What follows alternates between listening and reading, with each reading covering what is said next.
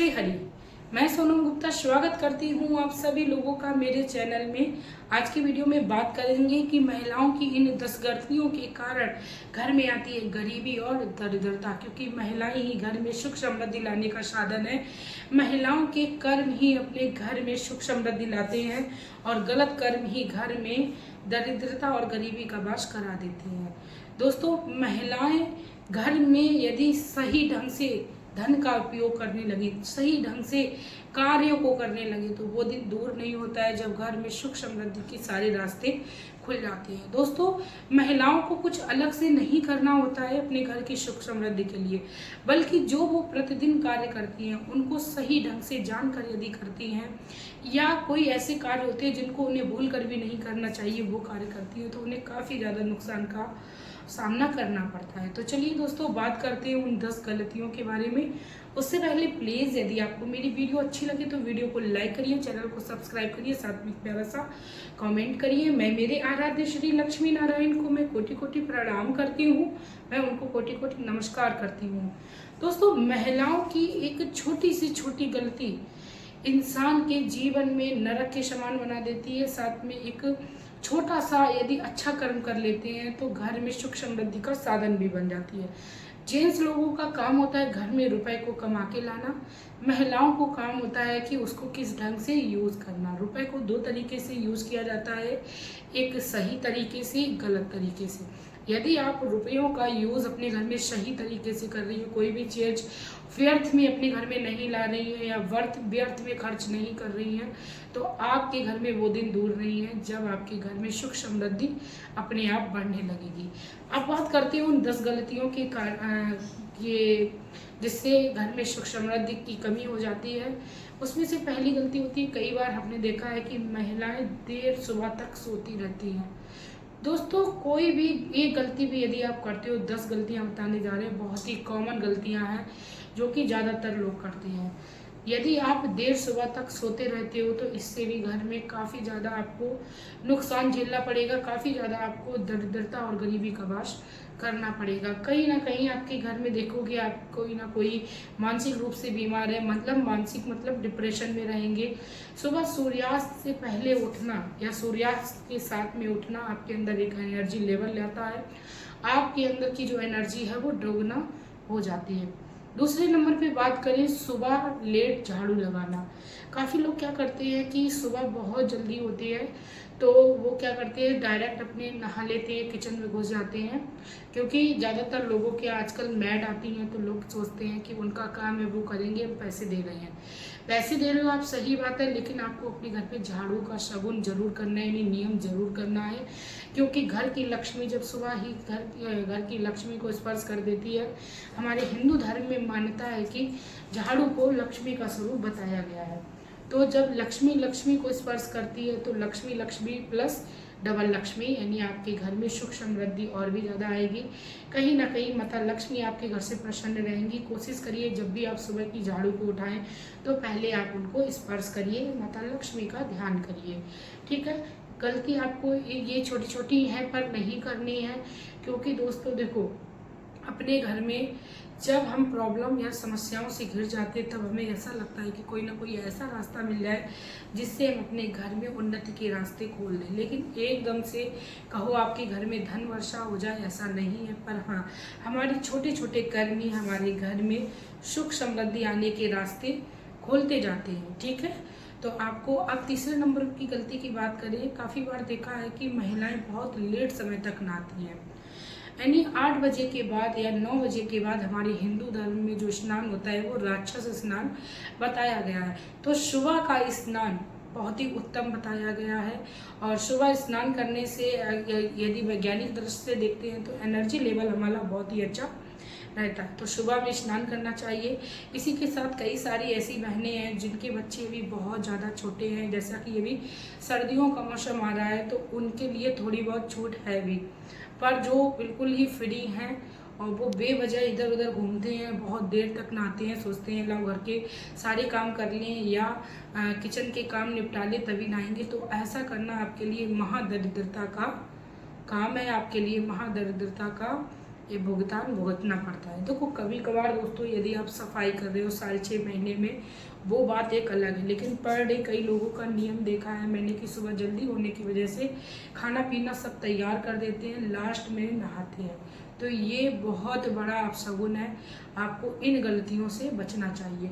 साथ में आप लोगों को चौथी गलती बताएं, जिस भी घर में पति पत्नी आपस से प्रेम से नहीं रहते हैं, एक दूसरे से हमेशा ही तुलना करते रहते हैं, एक दूसरे से स्नेह नहीं रखते हैं, एक दूसरे से अपशब्द कहते हैं, तो ऐसे लोगों के यहाँ भी कभी भी लक्ष्मी का वास नहीं होता है।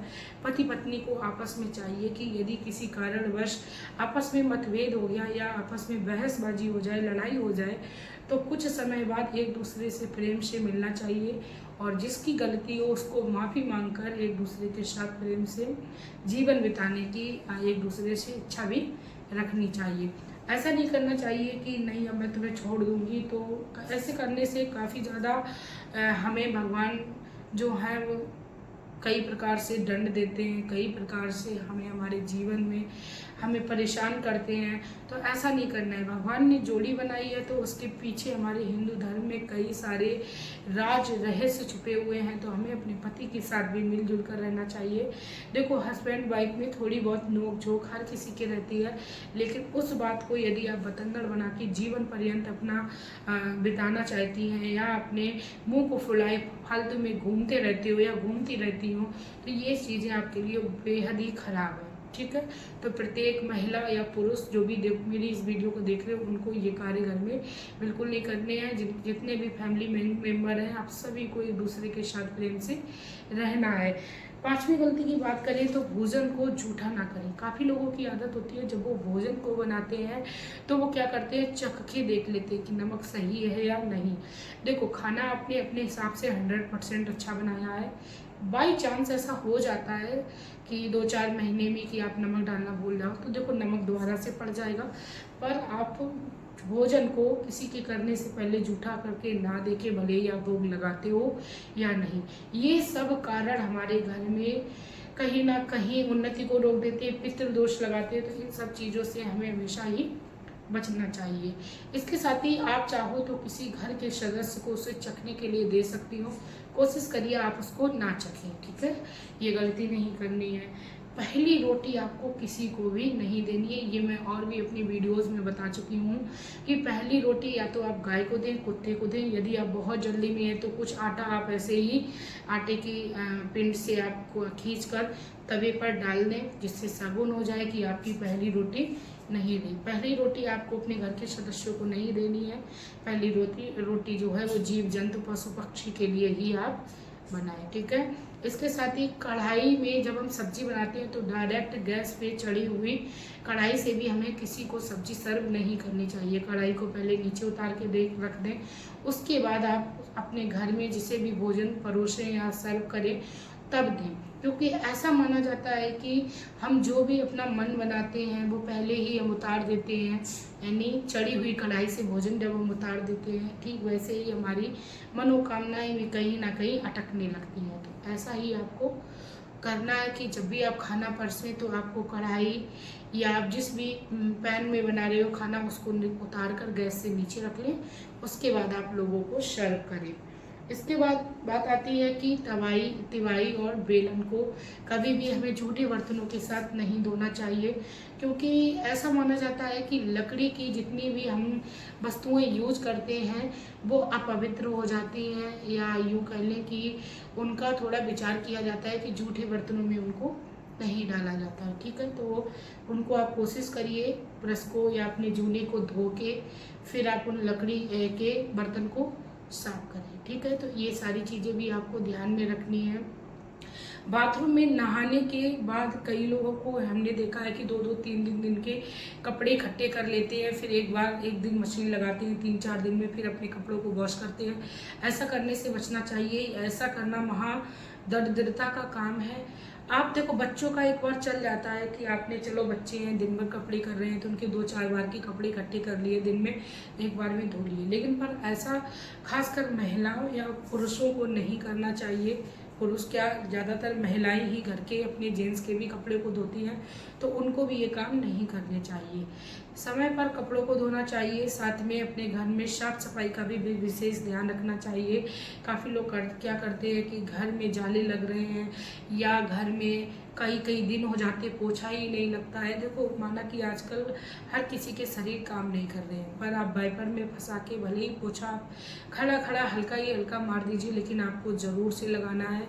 यदि आप पहले तो आपको प्रतिदिन नहीं लगाना है, यदि आप प्रतिदिन नहीं लगा पा रहे हो तो आप एक दिन छोड़ के लगा सकते हो। ऐसा नहीं करना है कि एक हफ्ता हो जाता है या 15 दिन हो जाते हैं आप अपने घर में पोछा ही नहीं कर रहे हो, तो ये भी आपके लिए एक गलत काम है, गलत आपको इसका असर मिल सकता है। ठीक है, इसके साथ ही अब बात करते हैं कि कई लोग क्या करते हैं कि घर में रुपया बहुत सारा आता है, या घर में दुकान है या कोई बिजनेस करता है या हस्बैंड कहीं पे नौकरी करते हैं या खुद ही नौकरी करती हो, तो आपको एक सबसे पहले काम जो करना है वो करना है, भगवान के नाम का आपको ज़रूर से ज़रूर धन निकालना है।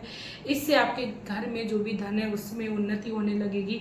मैं अपनी बात करूँ, जब भी मेरी पेमेंट आती है तो ऑनलाइन आती है, लेकिन जब भी मुझे मौका मिलता है तो मैं भगवान के नाम का कुछ ना कुछ बॉक्सेस में ज़रूर डालती रहती हूँ, क्योंकि देखो आजकल डिजिटल का ज़माना है, तो कैश तो हाथ में आने से बहुत ही कम होता है, क्योंकि आजकल ऑनलाइन टू ऑनलाइन पेमेंट होता है, तो फिर कैश निकालने की नौबत ही नहीं आती। लेकिन हाँ, जब भी मेरे हाथ में रुपए होते हैं और मुझे स्मरण हो जाता है कि मैंने काफ़ी दिन हो गए, 2-3 दिन हो गए पैसे नहीं निकाले, तो मैं निकाल देती हूँ। यानी भगवान के नाम का आपको ज़रूर कुछ ना कुछ निकालना चाहिए। इससे भी आपके जीवन में धन की बढ़ोतरी होने लगती है। उन रुपयों से आप चाहें तो भगवान के लिए कुछ खरीद सकते हो, उन रुपयों से आप चाहो तो कन्याओं को दान कर सकते हो। कन्यादान जो होता है, यानी विवाह के समय आप दान कर सकते हो। चाहो तो अपने भगवान के वस्त्र इत्यादि ले आ सकते हो, मतलब कुछ भी आप यूज कर सकते हो। मंदिर की दान पेटी में डाल सकते हो, लेकिन आपको पेमेंट जरूर निकालना है, भले ही आप 2-4-10 रुपए ही क्यों ना निकालें। ठीक है, आपको ये काम करना है।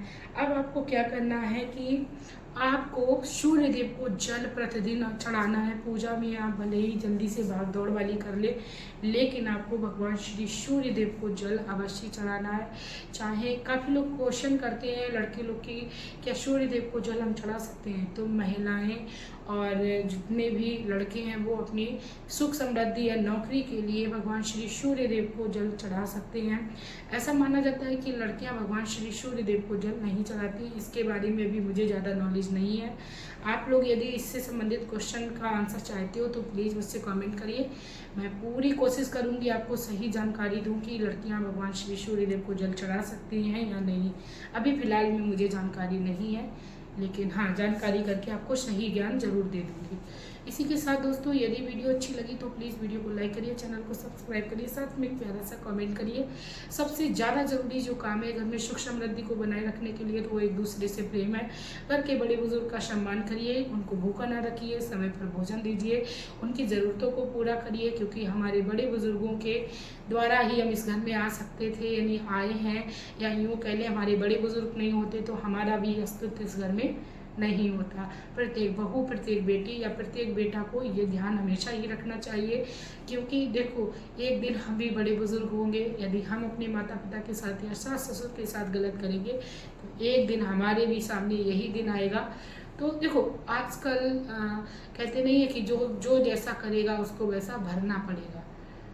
तो आपको अपने कर्मों में कभी भी खराबी नहीं आने देना है। जान में अनजाने में तो फिर हमसे जो भी गलती होती है उसको तो एक बार भगवान माफ़ भी कर सकता है, लेकिन यदि हम जानकर अपने से बड़ों का अपमान कर रहे हैं या अपनों से बड़ों का हम निरादर कर रहे हैं, उनको खाना नहीं दे रहे, भूखे पड़े हैं, हम खा रहे हैं, ये सब चीज़ें बहुत गलत हैं। प्रत्येक बहू को चाहिए कि देखो हर किसी के घर में थोड़ी बहुत नोक झोंक होती है, और ये सोचो आपकी कोई तारीफ करे तो इस चीज़ को आप निकाल के रख दीजिए। तारीफ जब भी आपकी होगी जब भगवान आपके साथ होंगे।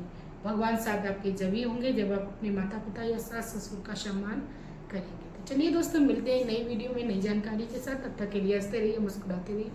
श्री हरि शिव शंभू।